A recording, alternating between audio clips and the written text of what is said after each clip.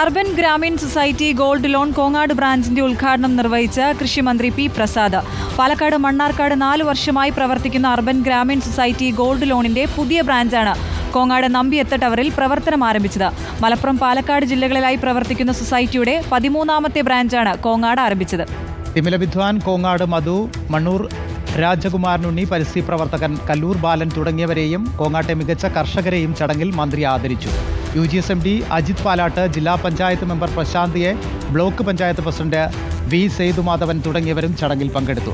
കർഷകരെ പ്രോത്സാഹിപ്പിക്കുന്നതിനുള്ള പദ്ധതികൾ നടപ്പിലാക്കുമെന്ന് 14ാമത്തെ ഷോറൂം അടുത്ത മാസം തുറക്കുമെന്നും UGSMD അജിത് പാലാട്ട് പറഞ്ഞു.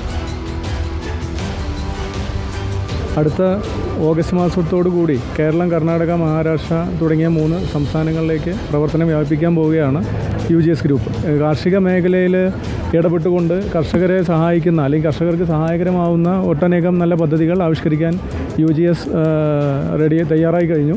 ഓൾറെഡി നമുക്ക് അഗ്രികൾച്ചർ ഗോൾഡ് ലോൺ, അതുപോലെ കിസാൻ സ്വർണ്ണപ്പണയ വായ്പ, അതുപോലെ കാരുണ്യ സ്വർണ്ണപ്പണയ വായ്പ തുടങ്ങിയ ഒരുപാട് നല്ല സ്കീമുകൾ സാധാരണക്കാരായ ആളുകളെ അല്ലെങ്കിൽ കർഷകരെയൊക്കെ സപ്പോർട്ട് ചെയ്യാൻ UGS നല്ല രീതിയിൽ പ്രൊമോട്ട് ചെയ്യുന്നുണ്ട്. കാർഷിക ഗ്രാമ മേഖലയെ അല്ലെങ്കിൽ സാധാരണക്കാരായ ആളുകളിലേക്ക് സഹായകരമായ രീതിയിൽ നല്ല പ്ലാനുകളുമായിട്ട് UGS ഇനിയും മുന്നോട്ട് വരും.